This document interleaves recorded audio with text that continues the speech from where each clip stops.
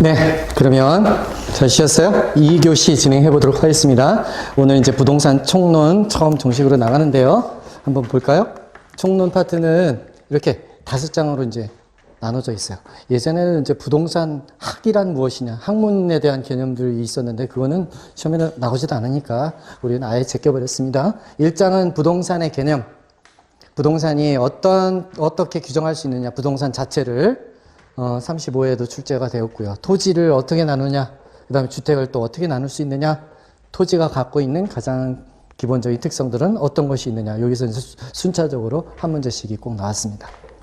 그 다음에 마지막으로 부동산업은 어떻게 이제 표준 산업 분류 체계에서 어떻게 나눠지는지 한번 보실 텐데, 부동산업의 분류는 거의 뭐 한 10년에 한 번 나올까 말까? 예, 가볍게 보고 가시면 됩니다. 자, 개념을 먼저 볼 텐데요. 복합 개념의 부동산. 부동산을 이해를 할 때 우리는 복합 개념, 여러 가지 개념으로, 복합적인 개념으로 이해를 할 수가 있다는 거예요.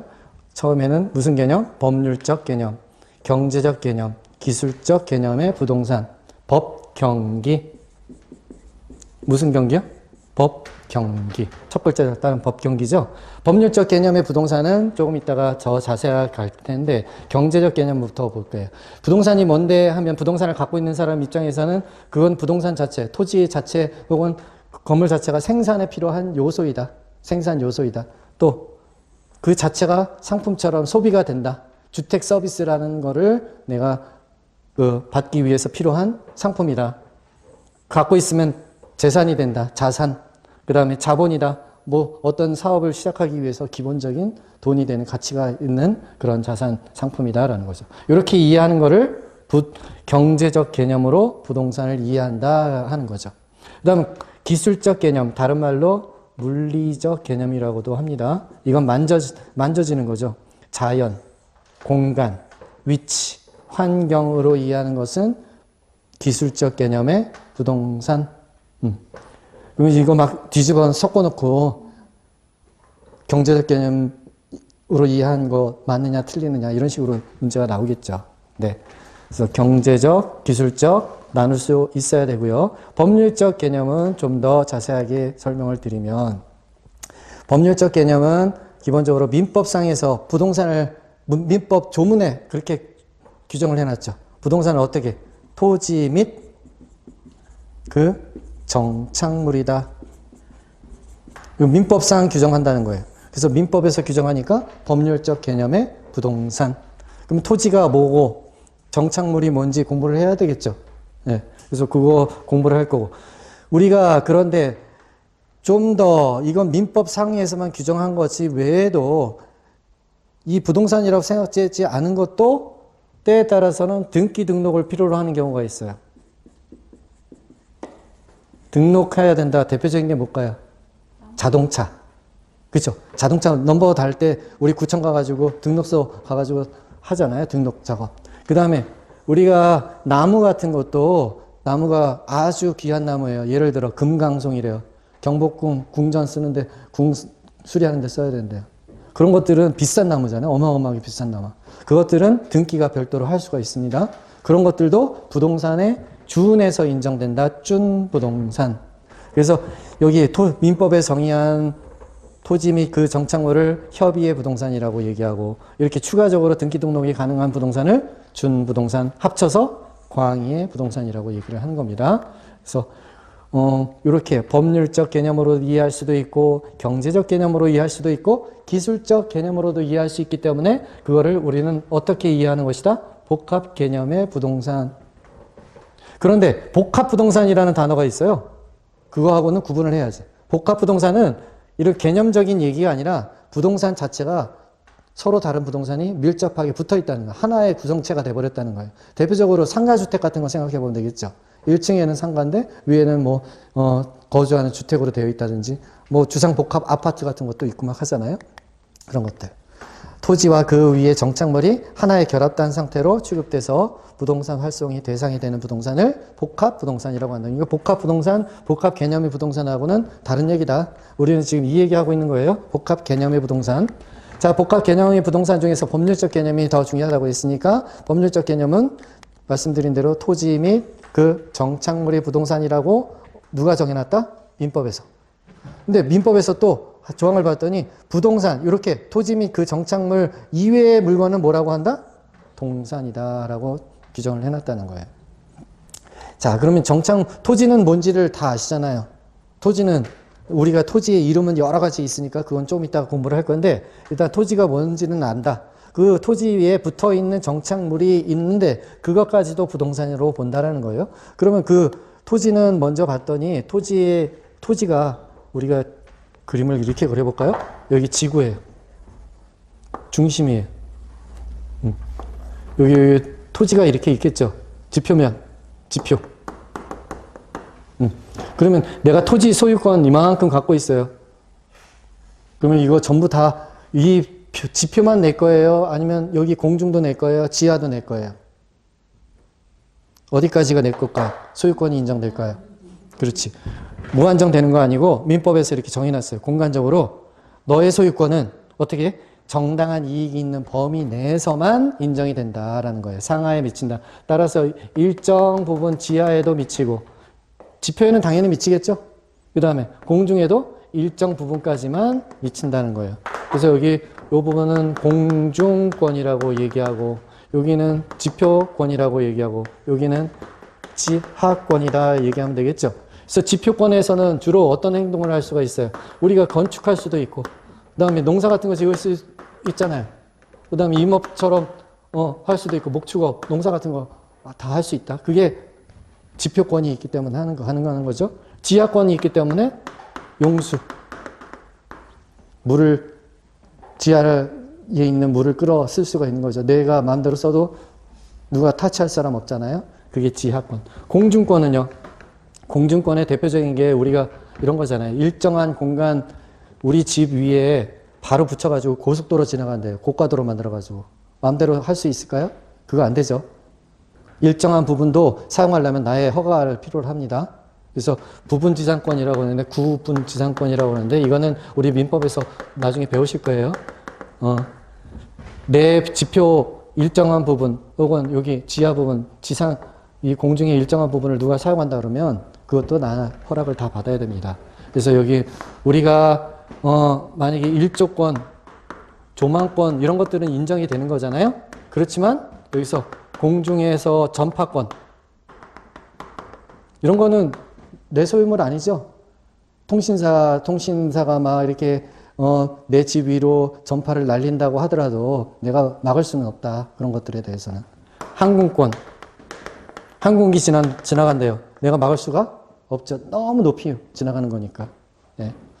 그래서 우리가 이 정당한 이익이 있는 범위 내에서 상하에 미친다. 정당한 이익은 지금 지표에 대해서는 이렇게 농사를 짓거나 건물을 짓거나, 지하에 대해서는 물을 끌어 쓴다든가 우물을 판다든가, 그 다음에 공중에 대해서는 일조 조망권에 대해서는 인정되지만 전파권, 항공권에 대해서는 인정되지 않는다. 지하에서 또 인정 안 되는 것, 광물, 채축권.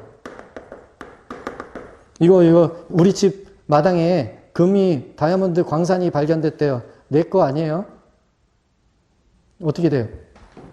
나라의 허가를 받아야 되죠. 광업권이 있어야 됩니다. 채취하려면. 예. 광물 채취권은 무조건 개인이 마음대로 할 수 있는 게 아니고요.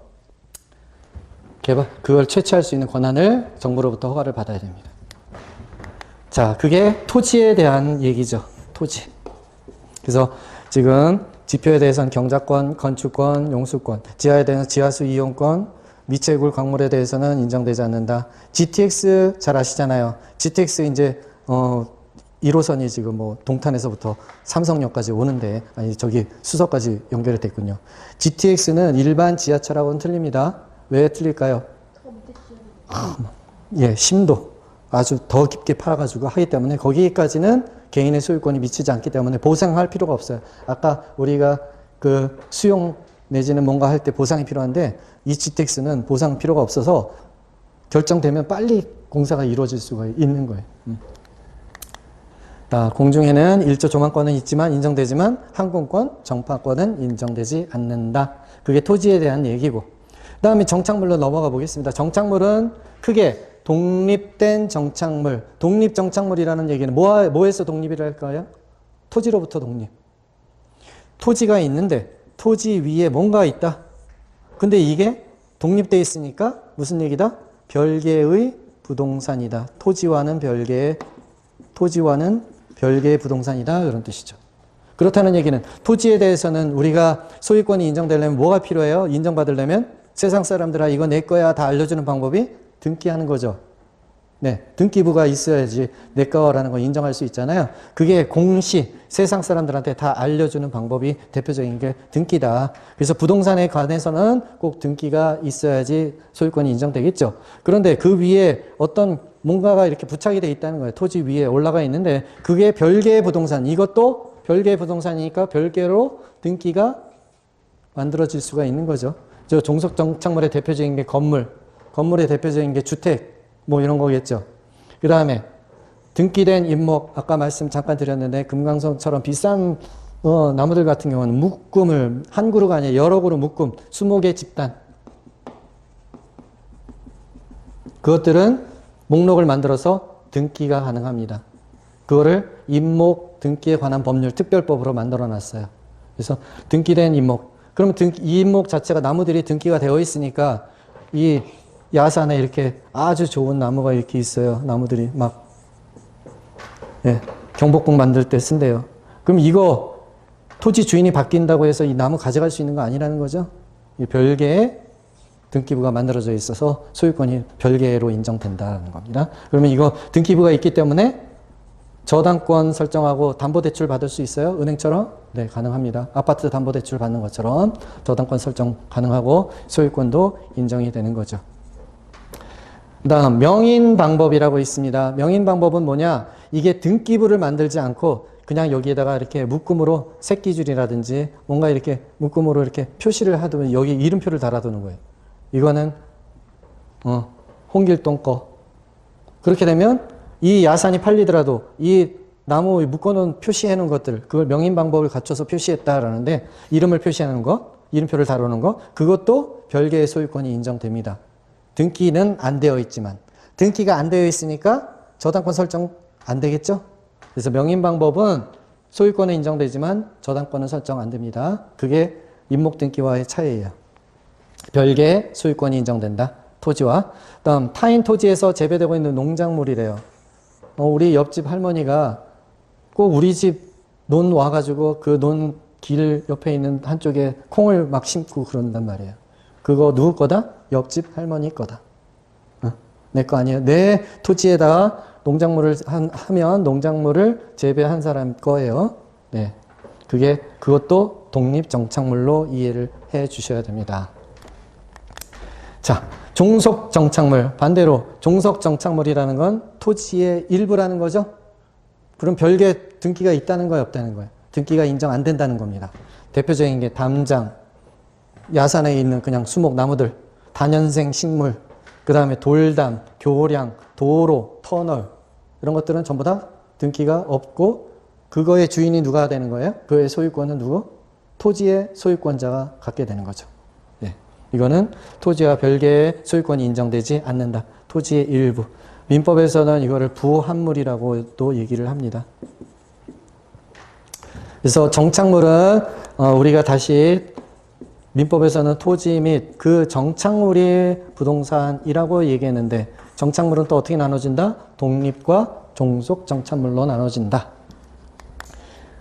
그 다음 또 얘기를 해보면 그 정착물도 아니고 토지도 아닌 것을 민법에서 뭐라고 규정했다? 동산. 대표적인 동산이 어떤 게 있어요? 가식 중인 수목. 가식이라는 거는 가짜로 심어뒀다라는 거니까 임시로 심어둔 수목을 말해요. 그냥 수목은 어디에 속합니까? 종속정착물에 속하죠. 등기된 나무는 어디에 속합니까? 독립된 정착물에 속하죠. 근데 임시로 심어놓은 나무는 어디에 속해요? 동산에 속하니까 시험에 헷갈리니까 자주 나오겠죠. 나무는 어디에 어떤 나무인지를 구분을 잘 하셔야 돼. 그게 부동산인지, 그게 동산인지, 아니면 독립정착물인지, 종속정착물인지. 자, 다음에 경작 수확물이래요. 이건 수확물이니까 재배가 다 끝나가지고 추수가 끝났다는 거죠. 그래서 옥수수 다 걷어들였대. 벼 고개 숙인 거 다 잘라가지고 추수해가지고 가마니에 다 넣어놨대요. 그건 누구 거겠어요? 당연히 이거 재배했던 사람 거겠죠. 그래서 별개에 이거는 옮길 수가 있는 거잖아요. 정착되어 있는 토지하고는 상관이 없다. 이미 자료에 다 들어가 있을 수 있는 것들이니까 뭐겠어요? 당연히 동산이다. 동산. 그 다음에 부동산과 관련해가지고 판잣집. 집이지만 판잣집은 금방 허물잖아요. 예. 이거 저기 뭐 철거민들 있는 판잣집 얘기하는 거죠. 예. 건축 허가 소유권 인정 안 됩니다. 그죠? 그 다음 비닐하우스. 이것도 등기부가 없죠. 임차인의 정착물. 임차인이 건물에다가 부착을 했대요. 예를 들어 임차인이 주인의 허락을 받아서 엘리베이터 설치했대요. 그러면 그거 어떻게 되는 거예요? 때로는 종속 정착물이 될 수도 있죠. 부착돼가지고 그거는 건물하고 하나의 부동산이 되니까. 그렇지만 천정형 에어컨 같은 건 어때요? 이거는 그냥 뛰어가는 거죠. 그래서 그거는 동산에 속한다. 임차인의 정착물이라 하더라도 그게 물리적으로 그리고 기능적으로 손상이 안 된다. 그렇다면 그거는 종속 정착물일 수도 있고 손상이 된다 그러면 그거는 종속 정착물. 손상이 안 된다 그러면 금방 떼어갈 수가 있으니까 동산이 되겠죠. 네. 자, 그래서 이제 우리는 협의의 부동산을 공부했어요. 협의의 부동산 거기에다가 플러스 등기 혹은 등록 갖추면 특별법에 따라서 또 소유권이 별개로 인정되는 것들이 있다. 부동산으로 인정되는 것들이. 이게 요번에 시험에 나왔어요. 네. 자동차는 등록하는 거죠. 등기부가 있는 게 아니라 등록하는 겁니다. 20톤 이상의 선박. 이거는 등기가 필요합니다. 선박에 관한 저당법에 의해서 등기할 수가 있고, 이거는 담보대출도 받을 수가 있어요. 항공기는요, 등록하는 겁니다. 등기부가 없어요. 건설기계, 중장비, 포크레인, 불도저 이런 것들 말하는 거죠. 이런 것도 등록하는 거지 등기하는 거 아닙니다. 공장재단은 어떤 건가요? 공장에 가면 큰 공장에는 공장 기계들도 다양하게 있고 토지도 있고 각종 설비들이 있어. 그 묶음을 하나로 기계들이 막 여러 개 있는 것들을 따로따로 하지 않고 하나의 리스트를 만들어서 하나의 묶음, 재산의 묶음이죠. 재산의 단체. 그거를 재단이라고 하는 거잖아요. 공장에서 이렇게 재단 목록을 만들어서 하나의 등기부로 만들 수가 있습니다. 네, 공장 재단에 관한 법률에 따라서 특별법에 따라서 이 등기가 가능합니다. 광업재단도 마찬가지예요.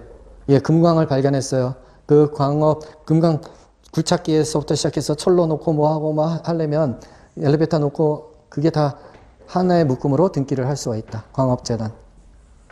어업권은 등록하는 거고요. 임목, 아까 말씀드렸죠. 임목, 금강송, 그것도 수목의 집단이라면 등기가 가능하다.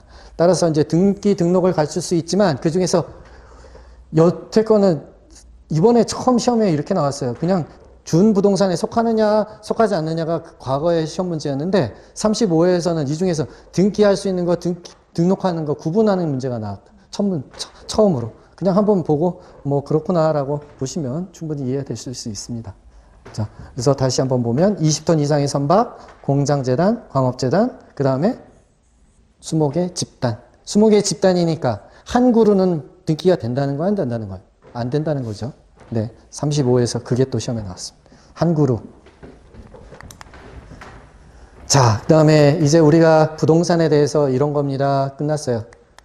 부동산 복합 개념의 부동산 배웠고, 부동산은 토지 및 그 장착물 법률적 의미에 대해서 좀 더 자세하게 했고, 그 다음에 토지를 어떻게 나누는지, 네, 토지를 나누는데 공간정보 구축 및 관리 등에 관한 법률, 이게 과거에는 이름이 지적법이었어요.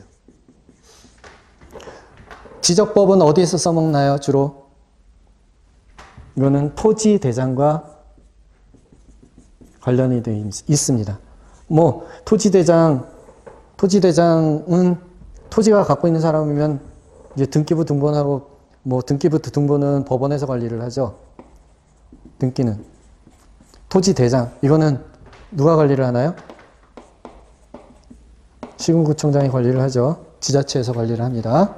네, 지자체에서 관할 지역 내의 모든 토지에 대해서는 다 지번별로 토지대장이 있으니까 지번별로 토지를 나눈다. 좀 이따 배우시겠지만 이걸 무슨 토지라고 합니까? 필지. 토지의 단위. 필지별로 대장이 다 만들어져 있죠.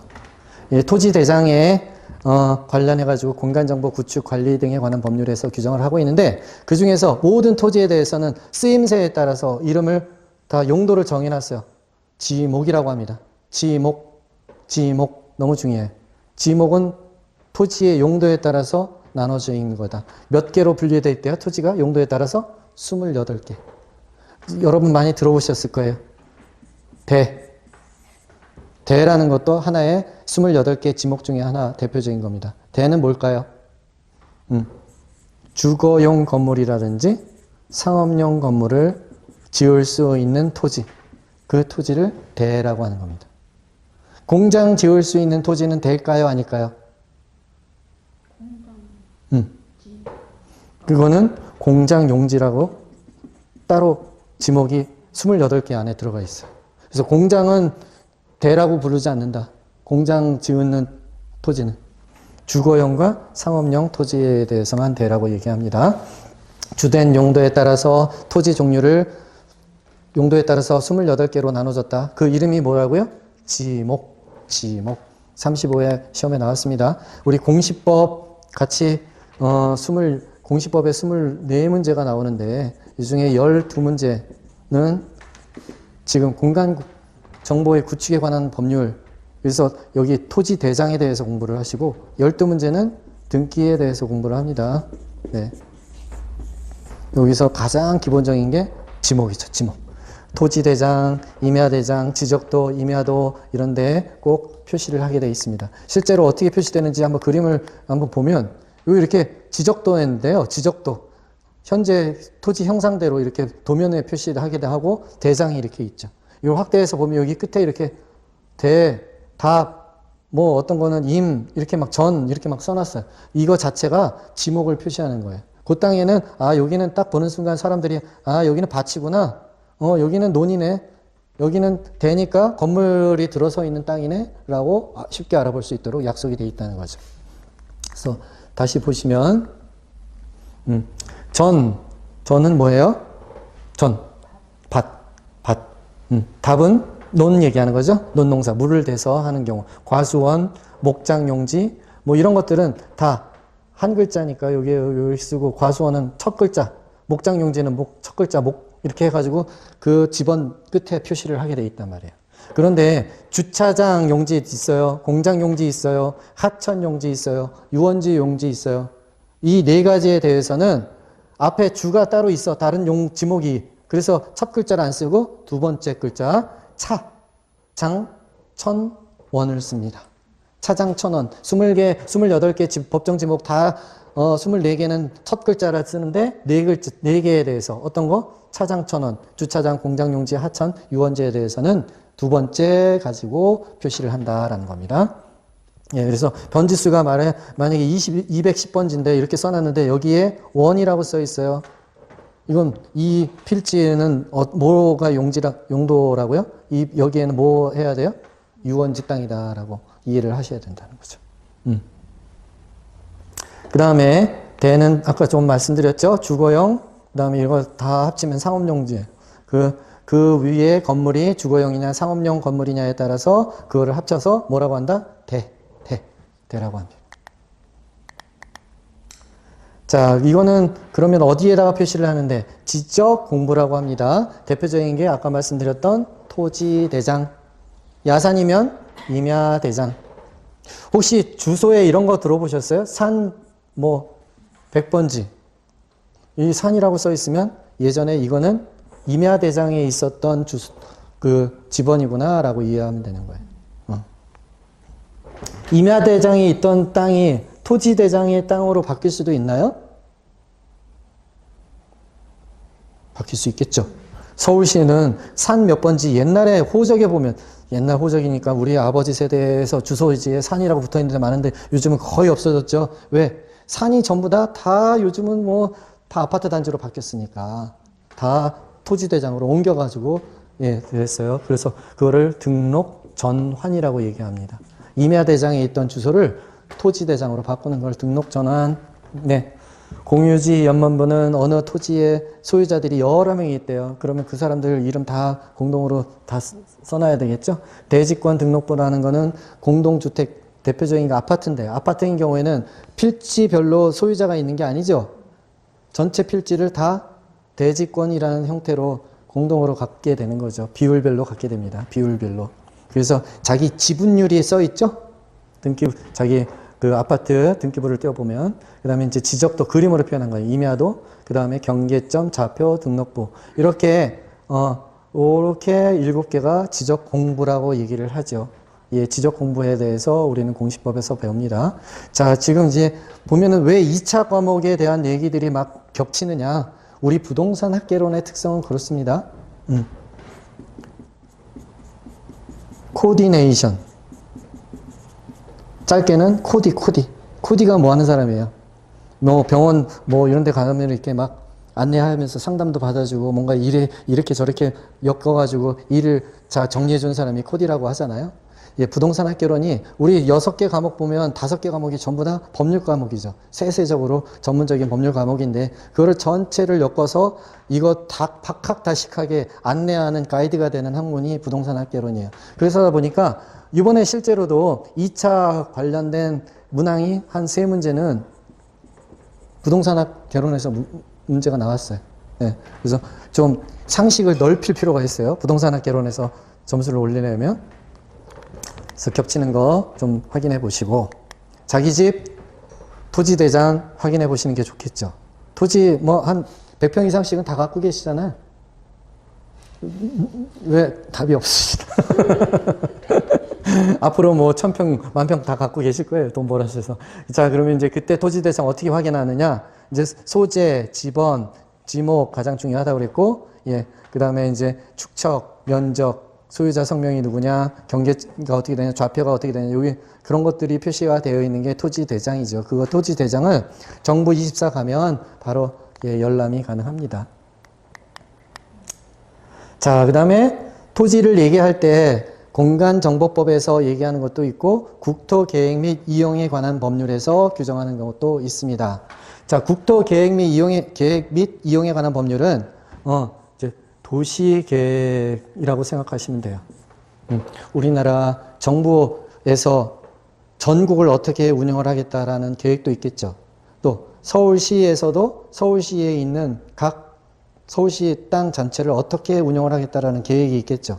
그 다음에 광진구가 있어요. 광진구 나름대로 또 계획이 있겠죠. 그런 계획들이 다 법률에 의해서 만들어지고 그 계획, 어떤 거를 계획을 해야 되는지 다 지정을 해놨단 말이에요.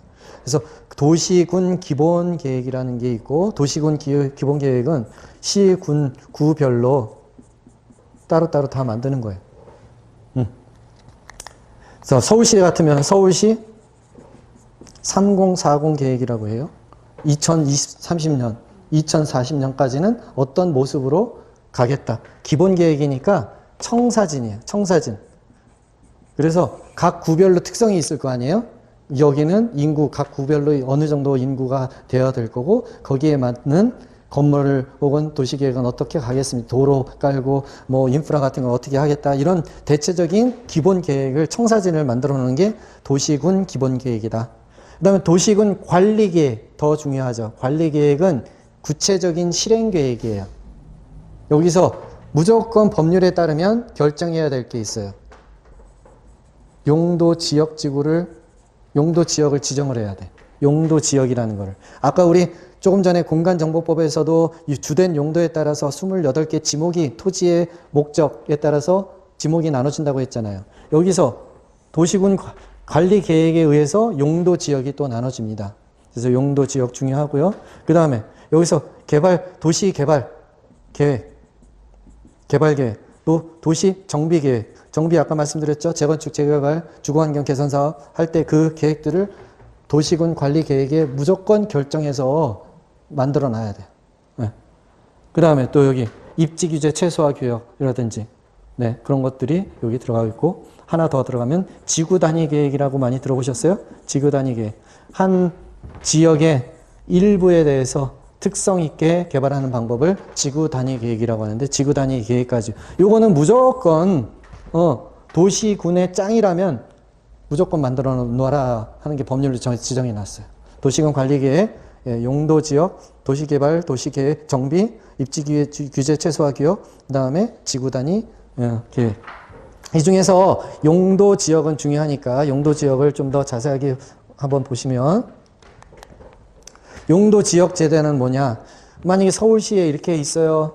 이게 광진구라고 하면 광진구의 이 땅 자체가 무조건 그냥 규제를 안 해놓으면 어떻게 되겠어요? 난개발 해가지고 난리 부르스기가 되겠죠. 도로가 어떻게 나뉠지도 모르겠어. 그냥 학교 소방서 만들 자리도 없이 그냥 난리 칠 거예요. 그래서 여기에는 주거지역이에요. 여기는 상업지역이에요. 여기는 뭐 공원지역이에요. 이런 식으로 다 미리 용도를 지정을 해놨다. 법률로.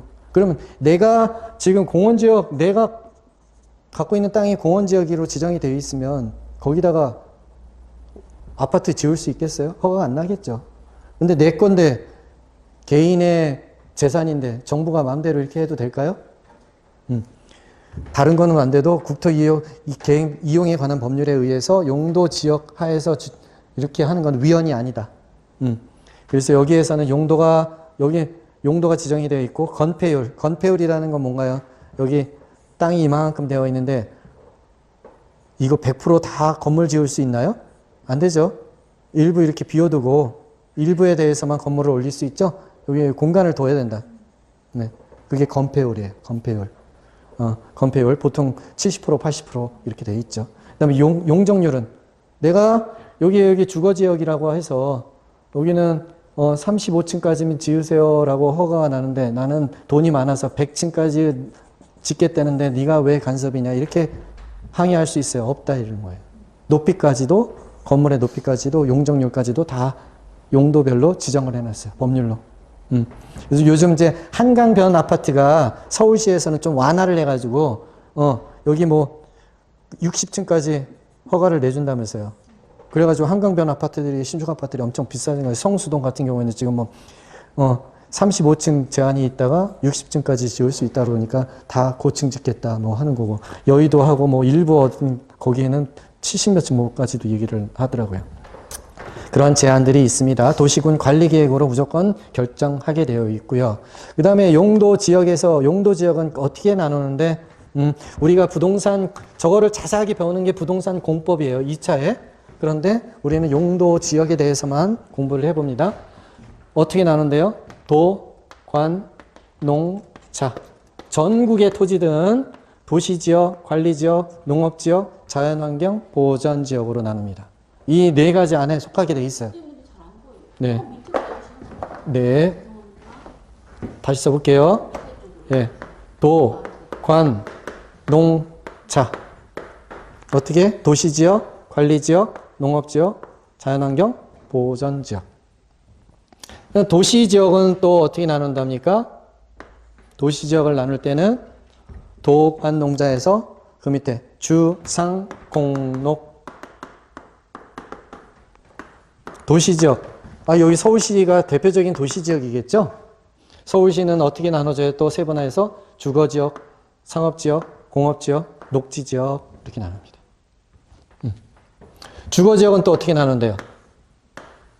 전, 일준. 전용 주거지역, 일반 주거지역, 준주거지역. 한 번씩은 들어보셨을 거예요. 구체적인 내용은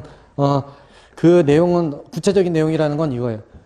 해당 지역마다 건폐율 한도, 용적률 한도, 높이 한도가 다 정해져 있는 거예요. 법적으로.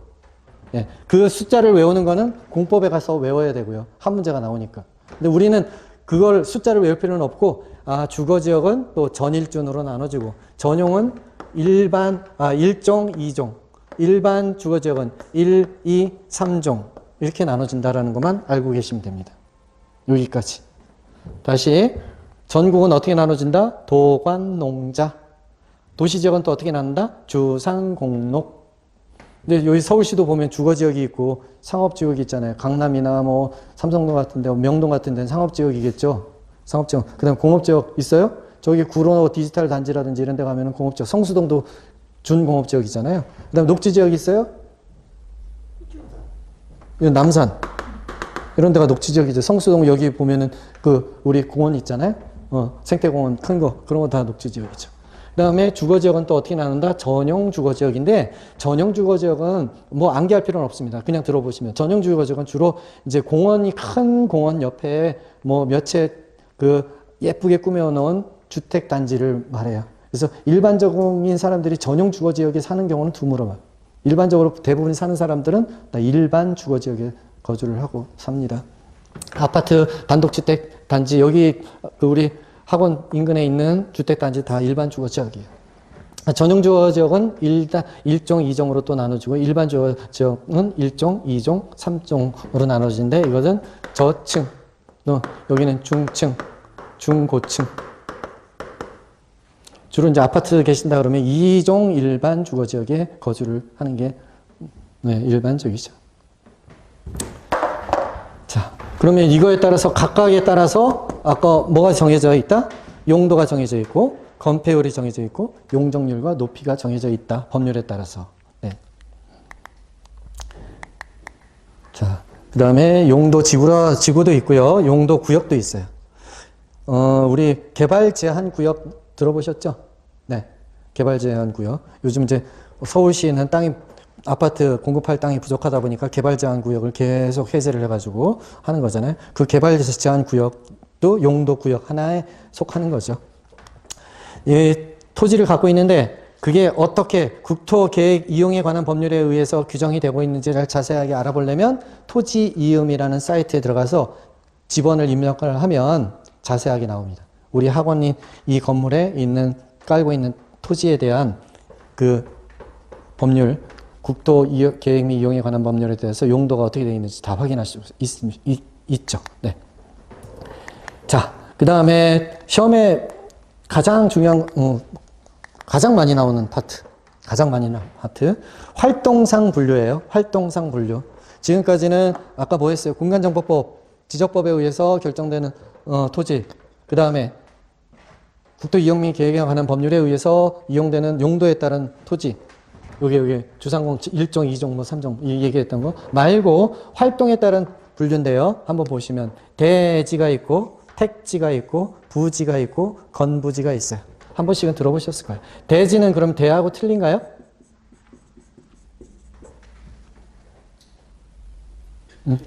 같아요. 여기는 이제 우리 지적법, 아까 말씀드린 공간정보법에서 대라고 하는 것 뿐인 거고, 우리는 그냥 활동상 할 땐 그거를 지까지 붙여가지고 대지라고 하는 거예요. 같은 거예요. 그런데 택지는 아까 뭐라 그랬어요? 여기 대지는 상. 그렇죠. 공업용지는 별도라고 그랬죠. 여기다가 공업용지를 합치면, 공장용지를 합치면, 요게 뭐다? 택지가 되는 거예요. 건물이 주거용 건물이든 상업용 건물이든 공장 건물이든 건물만 올리면 깔고 있는 토지 이름을 택지. 부지는 일정한 용도로 사용되고 있는 토지면은 무조건 부지라고 얘기하는 거예요. 대표적으로 하천도 밑에 깔고 있는 토지가 있어요? 있죠. 그럼 하천 부지. 여기 도로로 쓸 거래요. 도로 밑에 토지 있나요? 있죠. 도로 부지. 거기다가 공항을 만든대요. 공항 부지. 그러니까 뭐 어떤 용도가 지정해 있으면 그거 밑에 있는 땅은 무조건 그거를 뭐라고 한다? 부지. 그러니까 이거는 택지보다 훨씬 더 넓은 의미의 토지가 되겠죠? 네. 부지가 가장 큰 개념의 토지이다. 근데 부지인데 여기에 건물을 이렇게 세워놨대요. 이 토지는 비쌀까요? 가격을 제대로 못 받을까요? 그렇죠. 왜 그럴까요? 건물 때문에 다른 거로 쓸 수가 없어. 그 토지를. 그래서 용도가 제한이 되기 때문에 일반적으로 건물이 붙어있는 부지를 건부지라고 하는 것인데, 건부지는 일반적으로 감가가 일반적이다. 제값을 못 받는다. 근데 또 우리가 예외가 없는 법률이 없죠? 어떤 경우에? 만약에 재개발을 한대요. 거기는 어때요? 토지도 값도 제대로 올라가고 건물도 또 보상받고 막 하잖아요. 재개발을 막 한다 그러면 더 비싸. 요즘 보면 서울시의 압구정동 특히 재건축한대요. 너무 비싸죠, 아파트? 그런 거 예외가 있을 수 있는데 일반적으로 그렇지 않다면 건물이 있는 부지는 감가가 일반적이다. 자, 후보지와 이행지. 아주 중요하죠. 시험에 기출문제로 단골로 나왔어. 단골로. 자, 후보지, 이행지. 우리 감정평가 하면서 토지를 이렇게도 나눠요. 임, 농, 택. 임지, 농지, 택지. 임지는 신탄림과 용제림으로 나눕니다. 지금은 외우실 필요 없어요. 그냥 그렇구나 들어보시면 돼요. 농지는 또 어떻게 나눈다? 농지는 아까 얘기했듯이 전도 있고 답도 있고 또 과수원도 있어요. 그 다음에 택지는 주거용도 있고 상업용도 있고 공업용, 공장용 택지 세 개를 다 합친 게 택지라고 그랬잖아요. 네. 임지는 신탄님은 땔감 나무를 키우는 그러한 숲을 그 산을 임지라고 얘기하는 거예요. 용제림은 가구나 집을 지을 때 쓸 목재를 쓰는 것이 그때 나무를 키우는 숲을 용제림이라고 하고 신탄림과 용제림을 합쳐서 임지라고 하는 거죠. 자, 신탄림이 용제림으로 갈 수도 있고 용제림이 신탄림을 용도를 바꿔서 바꿀 수도 있나요? 네. 네. 그다음에 전이 답이 될 수도 있고 답이 전이 될 수도 있고 전이 과수원 될 수도 있고 과수원이 전이 될 수도 있고 하나요? 네. 계산을 해가지고 뭐 손보면 되겠죠. 그래서 이 카테고리가 임농택 카테고리 각각 내에서 움직이는 것. 내에서 움직이면 그거를 이행지라고 합니다. 이행지. 그러면 전에서 과수원으로 바뀐대요. 그러면은 뭐라고 하면 되겠어요? 과수원 이행지 이렇게 얘기하면 된다. 그런데 이제 신도시 개발을 한대요. 그때는 부족해 땅이 그래서 전답 다 밀어버리고 거기다가 뭐 주거용, 상업용, 공업용, 공업단지 만들 수 있겠죠. 그래서 농지가 뭐로 바뀐다? 택지로 바뀐다. 임지가 또 산 없애버리고 택지로 바꾼다. 이렇게 많이 하잖아요. 그렇게 바뀌는 거를 우리는 후보지, 택지 후보지라고 합니다. 그래서 그 우리가 신도시 아마 개발하기 전에 분양하기 전에 가보면 빨간 깃대로 막 꼽아놔요. 거기다가 보면은 신도시 후보지 이렇게 써놨다. 그래서 카테고리 내에서 움직이는 거는 이행지. 그러나 후보지는 상호간에라는 단어가 붙어요. 어떤 상호간에? 임지, 농지, 택지, 상호간에 변화하는 토지를 후보지라고 얘기합니다. 자, 그 다음에 필지, 획지. 필지는 토지의 아주 기본 단위를 말하는 겁니다. 법적으로. 그래서 우리가 지번을 하나가 부여가 된다. 필지 단위로 지번이 부여가 되는 겁니다. 필지. 그 다음 획지는 뭐예요? 필지가 이렇게 있어요. 근데 필지는 크기가 다를 수가 있겠죠? 근데 봤더니 A라는 필지, B라는 필지, C라는 필지가 가격이 다 유사하더라는 거예요. 그래서 가격대가 유사한 일단의 토지 묶음을 뭐라고 한다? 획지. 경제적 가치가 유사한 토지의 묶음, 획지. 자, 제가 지금은 우리 교재 자체도 대표적인 단어만 써 있지 상세한 말은 안 써 있어요. 그 뜻은. 근데 지금 갖고 계신 자료 맨 뒤쪽을 한번 보실래요? 자료? 뒤쪽. 네, 뒤쪽 파트 가면 거기 핵심 정리 노트 이렇게 써 있죠? 거기에는 상세하게 좀 풀어서 해놨으니까 그거를 나중에 참고를 하셔서 같이 공부를 하시면 됩니다. 예. 자, 그 다음에 넘어가면 맹지, 대지가 있어요. 맹지는 들어보셨나요? 맹인, 그러니까 눈이 먼 토지다. 도로에 접해 있어야지만 건물을 지을 수가 있죠. 네? 건축 허가가 나려면 도로가 접해져 있지 않으면 건축 허가가 안 나. 허가 자체가 안 돼요. 내가 땅이 A라는 땅, B라는 땅, C라는 땅, 뭐 이렇게 있는데 F라는 땅은 갈 자리가 없대요. 길이 없어. 그럼 F 땅에는 내가 아무리 좋은 집을 짓고 싶어도 허가 안 난단 말이에요. 네. 그러한 땅을 뭐라고 한다? 맹지. 진입할 수 있는 도로가 연결이 안 되어 있는 토지. 눈이 없어요. 그러면 어떻게 해야 됩니까? 여기서 집 지으려면? 그냥 평생 못 한다? 사는 것도 돈이 있으면 살려면 여기 D 갖고 있는 주인이 뭐라고 얘기했어요? 네가 팔으라고. 엄청 바가지 씌우겠죠. 네가 건축 집 지으려고 그러는구나 그러면서 비싸게 부른단 말이에요.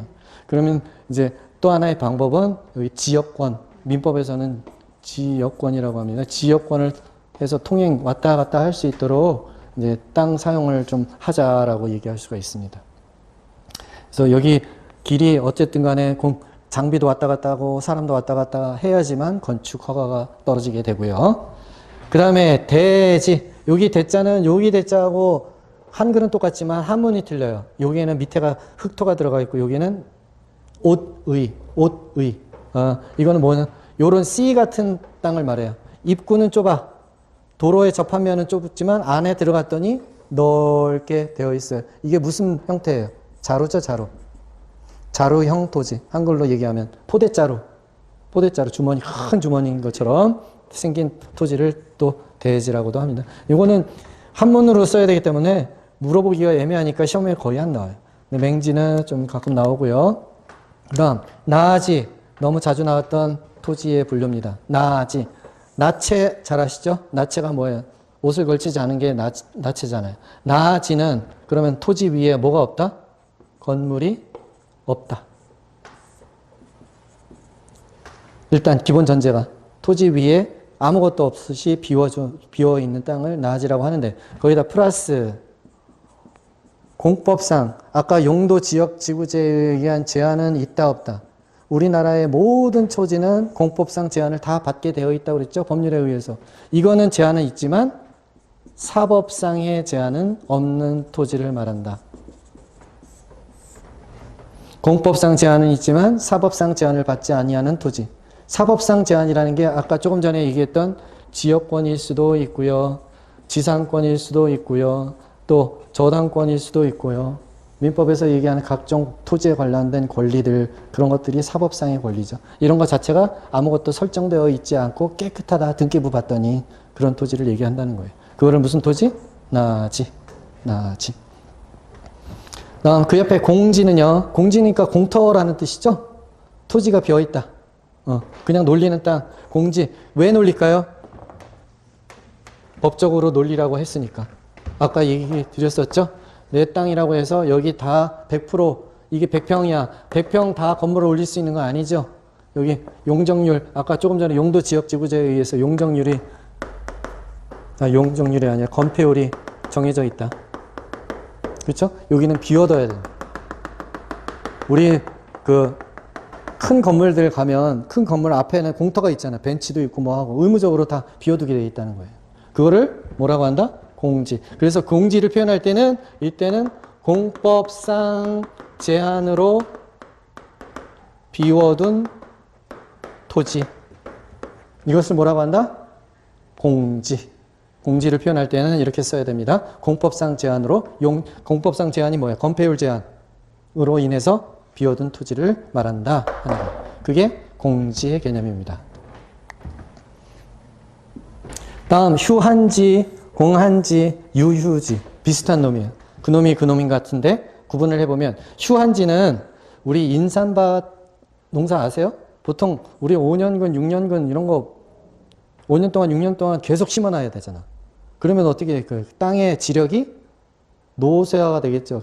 그럼 영양가가 없어서 더 이상 농사가 안 된단 말이야. 그래서 쉬어야 돼. 휴가를 준 땅, 그거를 휴한지라고 합니다. 지력을 회복하기 위해서 쉬게 만든 땅. 공한지는요, 공한지는 투기 목적으로 놀리는 땅이에요. 그 좋은 거예요, 안 좋은 거예요? 나쁜 거죠. 나빠요 해가지고 예전에는 70년대까지만 해도 공한지세가 있었어요. 공한지에 대해서는 세금을 더 때린다. 별도 세금을. 항목이 공한지세가 있었어요. 근데 지금은 우리가 재산세에서 이렇게 놀리는 땅에 대해서는 더 내라고 하기 때문에 공한지세가 이제 철폐가 됐어요. 예전에 있었다. 없어진 제도. 그 다음에 유휴지는요. 이거는 아무 목적도 없이 그냥 놀리는 땅이에요. 그냥 놀리는 땅. 공한지는 투기 목적으로 놀리는 땅.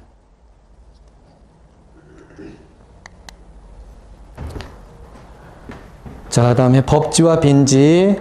최근에 가장 많이 나온 토지의 분류 중에 하나입니다. 법지는 그야말로 법대로 소유권은 인정이 된다. 근데 쓸모가 없는 땅이다라는 거예요. 대표적인 게 경사면의 토지. 고속도로 가다 보면 경사 이게 흘러내리지 않도록 막 묶음으로 막 해놓고 안정장치 해놨잖아요. 이런 거 소유권 있어요, 없어요? 있어요. 근데 거기다가는 건물을 지을 수가 없어. 너무 경사져가지고. 그렇죠? 그럼에도 불구하고 소유권은 인정된다. 쓸모가 없다. 그게 법지입니다. 소유권 인정된다. 쓸모는 없다. 법지. 근데 빈지는 반대 개념에 어떻게 보면 쓸모는 엄청 있다. 그러나 법적으로 인정되지 않는다. 왜? 여기 빈자가 장이빈하고 그럴 때는 여자가 들어가는데 여자가 들어가는데 이 앞에 물 숫자가 들어가 있어요. 이거는 물가의 토지를 말해요. 물가 토지. 대표적인 게 어디 있겠어요? 해수욕장 바닷가.